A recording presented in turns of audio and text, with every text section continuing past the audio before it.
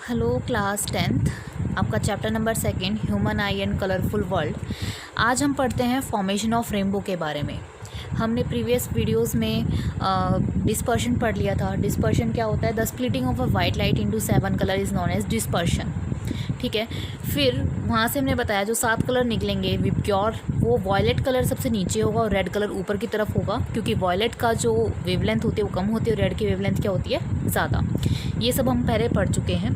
फिर हमने total internal reflection एक पढ़ा था, वो आज इस फॉर्मेशन ऑफ रेनबो में हम यूज़ करेंगे कि टोटल इंटरनल रिफ्लेक्शन क्या था, कैसे इसका यूज़ किया जाता है। देखिए, रेनबो दो तरह के होते हैं, एक होता है प्राइमरी रेनबो और एक होता है सेकेंडरी रेनबो।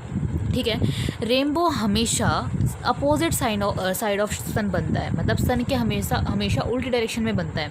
जैसे शावरिंग हुई, बारिश हुई, ठीक है, आफ्टर रेन शावर, जब उसकी जो वाटर की ड्रॉपलेट्स होंगी, जब वाटर की ड्रॉपलेट्स के ऊपर सूरज की किरणें पड़ती हैं तो वहाँ रेनबो की फॉर्मेशन होती है। और रेनबो आप देखोगे हमेशा सन के अपोजिट साइड बनेगा। देखो, आपको याद है हमने किया था dispersion, the splitting of a white light after passing through a prism splits into 7 colour. तो अब आप सोचना कि ये जो आसमान में इंद्रधनुष दिखा, वो जो 7 रंग दिखे, वहाँ एक प्रिज्म कहाँ से आ गया? प्रिज्म का काम किसने किया? प्रिज्म का काम किसने किया? वाटर ड्रॉपलेट्स ने किया। जैसे रेन शावरिंग हुई, रेन शावरिंग के बाद जैसे ही शावरिंग स्टॉप हुई, सनशाइन हुआ, सनशाइन आने के बाद जो वाटर ड्रॉपलेट्स हैं उन्होंने क्या किया? एक प्रिज्म का काम किया। जब सूरज की किरणें, वाइट लाइट, सूरज की किरणें मतलब सनलाइट, वाइट लाइट जब वाटर ड्रॉपलेट्स पे गई तो वाटर ड्रॉपलेट्स ने किस चीज़ का काम किया? प्रिज्म का। अब कितने कलर टूटेंगे? 7 कलर टूटेंगे और वहाँ से जो रेनबो बनेगा वो आपका क्या बनेगा? 2 प्रकार के रेनबो बनते हैं, एक बनता है प्राइमरी रेनबो और एक बनता है सेकेंडरी रेनबो।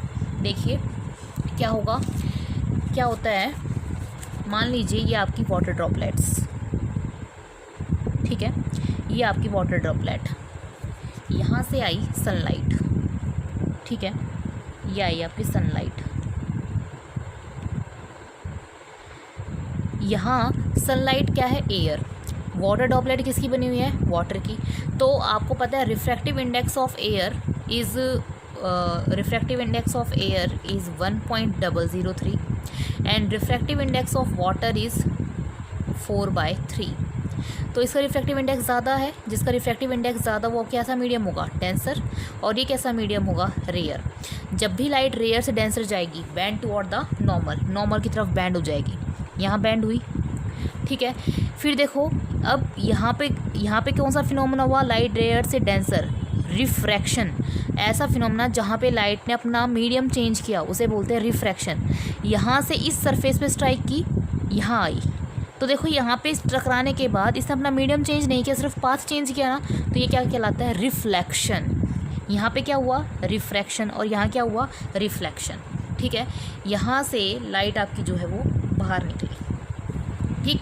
फिर ऐसे ही कोई एक और दूसरी ड्रॉपलेट रही होगी, ठीक है, वहाँ से भी ऐसे सनलाइट गई होगी, ठीक है, वहाँ पे रेयर टू डेंसर, एक बार रिफ्लेक्शन हुआ, फिर यहाँ से रिफ्लेक्शन हुआ और यहाँ से भी जो लाइट निकलेगी, और ये, ठीक, ये हमारी जो है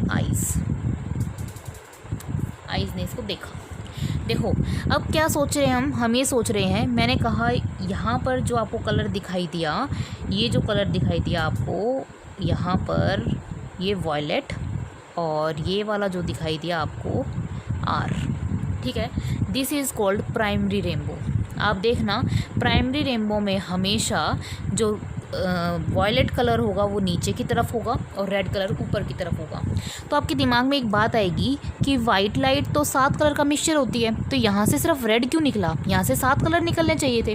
क्या होता है, यहाँ से निकलते ही 7 कलर हैं, पर वास्तव में जो आंखों के ऊपर जो एंगल बनाया वो किसने बनाया? रेड कलर की लाइट ने बनाया। बाकी जो कलर निकलेंगे वो साइड में निकल जाएंगे और आंखों के ऊपर, मतलब हमारी लाइन ऑफ साइट के ऊपर कोई भी एंगल नहीं छोड़ेंगे।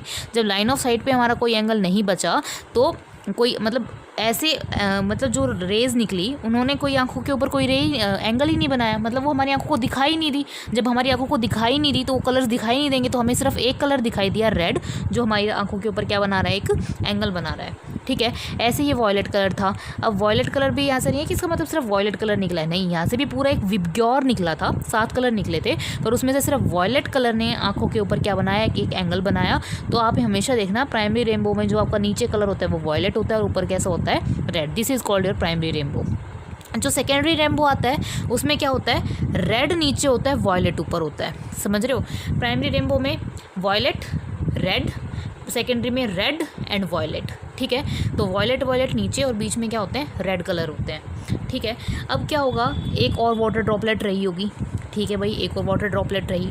वाटर ड्रॉपलेट फिर से यहाँ पे क्या गई, सनलाइट गई सनलाइट, क्लियर है भाई, सनलाइट गई यहाँ से रेयर से denser bend toward the normal. एक बार क्या हो गया, रिफ्रैक्शन, लाइट स्ट्राइक की यहाँ पे, फिर लाइट वापस से यहाँ पे स्ट्राइक की और लाइट ने फिर यहाँ स्ट्राइक किया और उसके बाद बाहर यहाँ आई। देखो यहाँ से यहाँ गई, एक बार रिफ्रैक्शन, अंदर ही अंदर 2 बार रिफ्लेक्ट की, ये बोलते हैं टोटल इंटरनल रिफ्लेक्शन। यानी कि इसका इंसिडेंट एंगल क्रिटिकल एंगल से ज़्यादा रहा होगा, तभी लाइट क्या है, रिफ्रैक्शन एंगल कैसा रहा, 90, और उसने अपना मीडियम चेंज नहीं किया। तो यहाँ पे जो फिनोमेना यूज हुआ वो क्या हुआ, TIR phenomena, total internal reflection. देखो यहाँ पे क्या हुआ, रिफ्रैक्शन, रेयर से denser bend toward the normal की तरफ बैंड कर गई, फिर अंदर क्या हुआ, टोटल इंटरनल रिफ्लेक्शन हुआ। तो यहाँ से जो आपको कलर दिखाई देगा वो आपको कलर दिखाई देगा रेड, ठीक है। उसके बाद एक और ऐसा ही कोई वाटर ड्रॉपलेट रही होगी, वहाँ से फिर से सनलाइट गई, सनलाइट जाने से रेयर से denser bend toward the normal, फिर टोटल इंटरनल रिफ्लेक्शन हुआ, फिर से टोटल इंटरनल रिफ्लेक्शन हुआ और जो लाइट निकलेगी और वो यहाँ पर आपकी आंखों पे आई और यहाँ पे से जो कलर दिखाई देगा वो आपको कौन सा दिखाई देगा, वॉयलेट। तो ये जो है आपका कैसा है, सेकेंडरी रेनबो, ठीक है। तो 2 प्रकार के रेनबो दिखाई दिए, एक प्राइमरी रेनबो और एक सेकेंडरी रेनबो। कितने रेनबो होते हैं, 2, प्राइमरी और सेकेंडरी। प्राइमरी में वॉयलेट कलर नीचे, रेड कलर ऊपर, जबकि सेकेंडरी रेनबो में ये रेड कलर और ये आपका वॉयलेट। ये बिल्कुल स्ट्रेट लाइन बनेगी, ये मैंने बिना स्केल से बनाई, थोड़ा ऐसा बन गया है, ठीक है। देखो यहाँ पर जब आपकी लाइट गई, ये यहाँ पे क्या है, आपकी वाटर ड्रॉपलेट्स। तो वाटर ड्रॉपलेट्स ने किसका काम किया, प्रिज्म का काम किया, ठीक है। तो जब वाइट लाइट वाटर ड्रॉपलेट पे पड़ी तो कितने कलर टूट गए आपके, 7 कलर यहाँ पर टूटते हैं, ठीक। अब यहाँ देखो, इसमें अब आपसे कोई पूछे रेनबो के फॉर्मेशन में कौन कौन सा फिनोमेना हुआ। देखो प्राइमरी रेनबो बना आपका, ठीक है। प्राइमरी रेनबो बनते वक्त आप ध्यान से देखो, जब आपका प्राइमरी रेनबो बना तो कौन कौन से फिनोमेना हुए, लाइट पहले गई, रेयर से denser bend toward the normal, reflection हुआ, ठीक है। उसके बाद फिर यहाँ पे क्या हुआ, रिफ्लेक्शन, और फिर से क्या हुआ, रिफ्रैक्शन। यानी कि प्राइमरी रेनबो के दौरान 2 बार तो रिफ्रैक्शन और 1 बार रिफ्लेक्शन, ठीक है। और फिर 7 कलर टूटे हैं, 7 कलर का टूटना फिनोमेना क्या कहलाता है, डिस्पर्शन, और 1 बार क्या हुआ है, डिस्पर्शन, ठीक है।